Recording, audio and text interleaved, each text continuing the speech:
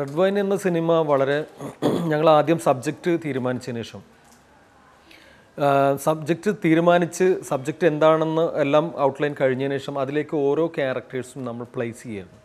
ഇപ്പോൾ even A to Z ഇപ്പോൾ ലാലേട്ടൻ, ഫഹദ്, ആസിഫ്, സൈജു കുറുപ്പ്, അങ്ങനെ ഒരുപാട് ടി ജി രവിചേട്ടൻ, അങ്ങനെ ഒരുപാട് ക്യാരക്ടേഴ്സ് നമ്മൾ ആ ക്യാരക്ടേഴ്സിന് ആപ്റ്റ് ആയിട്ടുള്ള നടന്മാരെ കണ്ടെത്തലായിരുന്നു റെഡ് വൈൻ സംഭവിച്ചത്. പക്ഷേ ആ സിനിമ എന്ന് പറഞ്ഞു കഴിഞ്ഞാൽ ആ സിനിമ അതുകൊണ്ട് തന്നെ ഒരു വളരെ ജനങ്ങൾക്ക് ഒരു പുതിയ അനുഭവം തന്നെയായിരുന്നു. റെഡ് വൈൻ എന്ന് പറഞ്ഞാൽ ഒരു പരീക്ഷണ ചിത്രമാണ് തീർച്ചയായിട്ടും.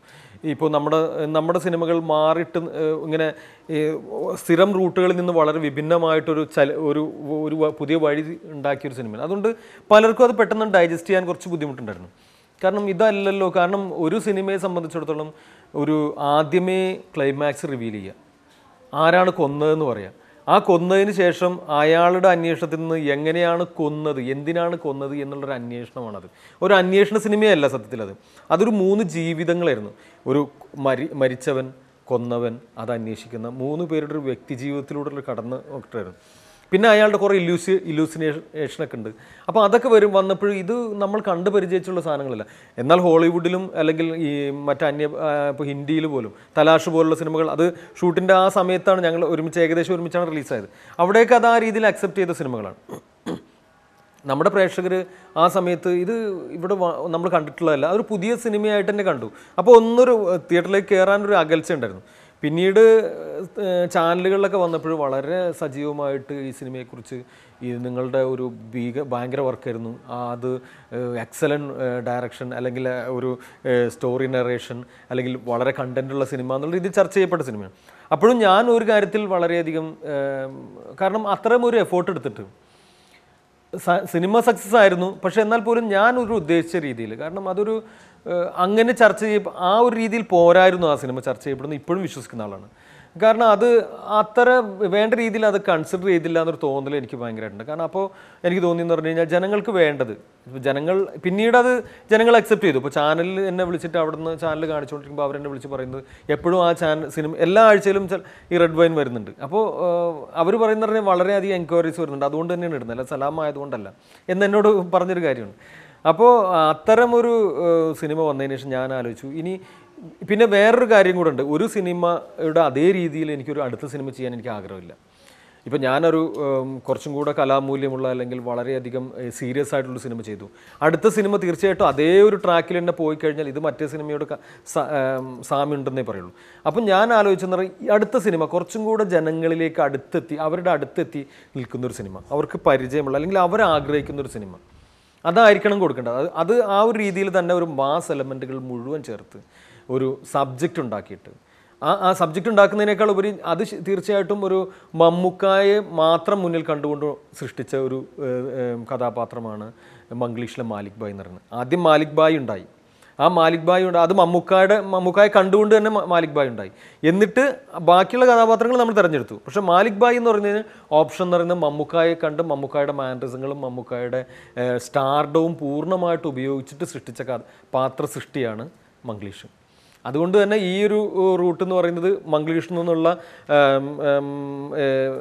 ഈ റെഡ് വൈനിൽ നിന്ന് മംഗ്ലീഷിലേക്കുള്ള ദൂരം എന്ന് പറയുന്നത് ഈ രീതിയിൽ ഒരു കഥ ആദ്യം ഉണ്ടായിട്ട് അതിലേക്ക് സ്റ്റാർ കാസ്റ്റിംഗ് നടത്തിയെങ്കിൽ ഇതിൽ മമ്മൂക്കായെ മുന്നിൽ കണ്ടുകൊണ്ട് അതിന് പാത്ര സൃഷ്ടി നടത്തി മമ്മൂക്കായുടെ പ്രേക്ഷകർക്ക്, മമ്മൂക്കായെ ഇഷ്ടപ്പെടുന്നവർക്ക്, മമ്മൂക്കായെ ബഹുമാനിക്കുന്നവർക്ക്, മമ്മൂക്കായെ ആരാധിക്കുന്നവർക്ക് വേണ്ടിയിട്ടുള്ള ഒരു പാത്ര സൃഷ്ടി നടത്തി അതിലേക്ക് കറക്റ്റായിട്ട് മമ്മൂക്കായെ ബ്ലെൻഡ് ചെയ്തു എന്നുള്ളതാണ് ഈ മംഗ്ലീഷ് എന്ന സിനിമയുടെ വിജയവും.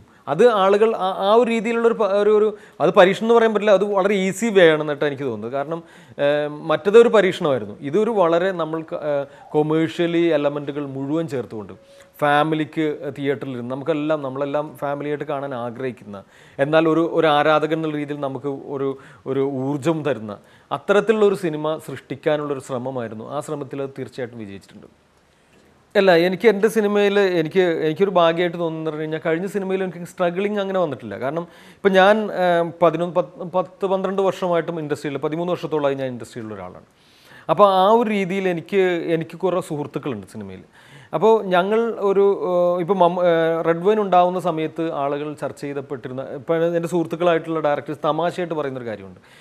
നീ ഒരു 3-4 സിനിമ ഉണ്ടാവേണ്ട നടന്മാരെ മുഴുവൻ ഒറ്റ സിനിമയിൽ ഇത് ഞങ്ങൾക്ക് കിട്ടിയിരുന്നെങ്കിൽ ഒരു 3-4 സിനിമ വേറെ ഉണ്ടാക്കാമായിരുന്നു. അത് ഒരുപാട് നായകന്മാരും അല്ലെങ്കിൽ ഉപനായകന്മാരായിട്ടുള്ള അല്ലെങ്കിൽ ക്യാരക്ടർ റോളുകൾ ചെയ്യുന്ന ഓരോ ചെറിയ വേഷങ്ങൾക്ക് പോലും വളരെ ശക്തരായിട്ടുള്ള നടന്മാരെയാണ് ആ സിനിമയിൽ എനിക്ക് കാസ്റ്റ് ചെയ്യാൻ പറ്റുന്നത്. അപ്പം ഞാൻ ഓർത്തു എത്രമാത്രം. അപ്പോൾ ഇനി പലരും ചോദിക്കും, ഇനി ആരും ഇല്ലല്ലോ മലയാള സിനിമയിൽ, എല്ലാവരും നീ ഉപയോഗിച്ചു, അത്രയും ആളുകൾ ഈ സിനിമയിൽ വന്നല്ലോ എന്ന് പറഞ്ഞു. പക്ഷേ എനിക്ക് അതൊക്കെ വളരെ യാദൃശ്ചികമായിട്ട് സംഭവിച്ചൊരു കാര്യം. ഇപ്പോൾ വളരെ പെട്ടെന്ന് ലാലേട്ടൻ്റെ ഡേറ്റ് കിട്ടി. ലാലേട്ടൻ ആ സിനിമയുടെ ഭാഗമായി. അത് രതീഷ് വാസു എന്നുള്ള ക്യാരക്ടർ, ഫഹദ്, ആ സമയത്തൊക്കെ ഫഹദിൻ്റെ ഏറ്റവും പീക്ക് ടൈമാണ്. അങ്ങനെ നിൽക്കുന്ന ഒരു നടനെ എനിക്ക് ആ സിനിമയിൽ കിട്ടി. ആസിഫ് അലിയും നല്ല തിരക്കുള്ള നടനാണ് ആ സമയത്ത്. അങ്ങനെ യൂത്തിലെ പിന്നെ സൈജു കുറുപ്പ്, സുരാജ് വെഞ്ഞാറമ്മൂട്, TG രവി, അങ്ങനെ എടുത്തു പറയാം. പിന്നെ ഈവൻ കൈലാഷ്, വേറൊരു നായകനായ കൈലാഷ് ഒരു സീനിൽ വന്നിട്ട് അഭിനയിച്ചു. ഇർഷാദ് ഒരു സീനിൽ വന്ന് അഭിനയിച്ചു. അങ്ങനെ ഒരുപാട് പേര്, പിന്നെ നായകനിരയിലെ 4-5 പേര് എല്ലാം ടോപ്പ് നായികമാരാണ്. ഈ 5 പേര്, അത്രയും ആളുകൾ ഈ സിനിമ ഒരു കൂട്ടായിട്ട് വന്നപ്പോൾ അതൊരു വലിയ സംഭവമായിരുന്നു മലയാള സിനിമ. കാരണം ഇത്ര ഒരു പുതുമുഖ സംവിധായകനെ സംബന്ധിച്ചിടത്തോളം ഇത്രയും ആളുകളെ എങ്ങനെ ഒരു ക്യാൻവാസിനകത്ത് കൊണ്ടുവന്നു എന്നുള്ളൊരു ചർച്ച തന്നെ ഇവിടെ നടന്നിരുന്നു. അപ്പോൾ അങ്ങനെ വന്നപ്പോൾ ഇനിയും ആരും ഇല്ല എന്നുള്ളൊരു ധാരണയിലായിരുന്നു. പക്ഷേ വളരെ യാദൃശ്ചികം എന്ന് പറയാവുന്നതെന്ന് പറഞ്ഞു കഴിഞ്ഞാൽ എൻ്റെ 2ാമത്തെ സിനിമ വന്നപ്പോൾ ഞാൻ മമ്മൂക്കായെ കോൺസെൻട്രേറ്റ് ചെയ്തെന്നുള്ള സത്യമാണ്. പക്ഷേ ഇതിലേക്ക് വന്നതും ഒരുപാട് വലിയ നടന്മാർ തന്നെയാണ്. മമ്മൂക്കയുടെ കൂടെ വരുന്നതെന്ന് പറഞ്ഞു കഴിഞ്ഞാൽ ടിനി ടോം, വിനയ് ഫോർട്ട്, P. ബാലചന്ദ്രൻ, ജോജു, പിന്നെ സത്താറ്, രവീന്ദ്രൻ, രാമു ചേട്ടൻ, അങ്ങനെ ഒരുപാട് പേര് മലയാളത്തിൽ വളരെ ഇതായിട്ട് നിൽക്കുന്ന ഒരുപാട് നടന്മാർ സിനിമയിലേക്ക് വന്നിട്ടുണ്ട്. അപ്പോൾ നമ്മളുടെ ഒരു സിനിമയുടെ ഒരു നടന്മാരുടെ ഒരു സ്ട്രെങ്ത് എത്രയാണെന്നുള്ളതാണ്. അത് ഏറ്റവും രസകരമായിട്ടുള്ളൊരു കാര്യം എന്ന് പറഞ്ഞു കഴിഞ്ഞാൽ അതിൽ അഭിനയിച്ച 2 പേരാണ്. റെഡ് വൈൻ എന്ന സിനിമയിൽ അഭിനയിച്ച 2 പേര് മാത്രമാണ് ഈ സിനിമയിൽ ഉണ്ടായിരുന്നത്. അതൊന്ന് സുനിൽ സുഗതയും ഒന്ന് സുധീർ കരമനയാണ്. ഈ 2 പേരെ വന്നിട്ടുള്ളൂ. ബാക്കി എല്ലാവരും പുതിയ ആളുകളാണ്. പുതിയെന്ന് പറഞ്ഞാൽ ആ സിനിമയിൽ ഇല്ലാത്തവരാണ്. പിന്നെ അങ്ങനെ ഒരു വലിയൊരു താരനിര നമ്മുടെ മലയാള സിനിമയ്ക്ക് ഉണ്ട് എന്നുള്ളതിൻ്റെ വലിയൊരു ഉദാഹരണമാണ്. കാരണം എനിക്കറിയില്ല, ചിലപ്പോൾ എപ്പോഴും റിപ്പീറ്റ് ചെയ്യേണ്ടി വരും, അത്രയും വലിയൊരു സ്ട്രെങ്ത് അവിടെ വന്നതുകൊണ്ട്. പക്ഷേ ഒരാളെ റിപ്പീറ്റ് ചെയ്യേണ്ടി വന്നില്ല. പുതിയ കാസ്റ്റിംഗ്, പുതിയ രീതി, എല്ലാ രീതിയിലും ഞാൻ ഈ സിനിമയ്ക്ക് ഒരു കാസ്റ്റിംഗ് അങ്ങനെ ഒരു വെല്ലുവിളിയൊന്നും ആയിരുന്നില്ല. ഇപ്പോൾ മമ്മൂക്ക എന്ന് പറയുന്ന ഒരു നടൻ വളരെ ശക്തമായിട്ട് നിൽക്കും. മമ്മൂക്കായുടെ പടം എന്നുള്ള രീതിയിലാണ് അത് മാർക്കറ്റ് ചെയ്യുന്നത്. ഞാൻ സംവിധായകൻ എന്നതിനേക്കാൾ ഒരു മമ്മൂക്കായുടെ പടത്തിൽ അഭിനയിക്കാൻ ഒരുപാട് പേർക്ക് താല്പര്യവും ഒരുപാട് പേർക്ക് നടന്മാരെ സംബന്ധിച്ചിടത്തോളം ആഗ്രഹമുണ്ട്. കാരണം അപ്പോൾ അവർ തന്നെ നമ്മൾ വിളിക്കുന്നു, ആരാ നായകൻ? മമ്മൂക്ക, സലാം ബാപ്പു ഡയറക്ടർ എന്ന് പറയുമ്പോൾ പിന്നീട് അത് കൂടുതൽ റിക്വസ്റ്റ് ചെയ്യേണ്ടതോ അല്ലെങ്കിൽ കഥ പോലും കേൾക്കാതെയാണ് പല നടന്മാരും നമ്മുടെ സിനിമയിൽ സഹകരിച്ചത്.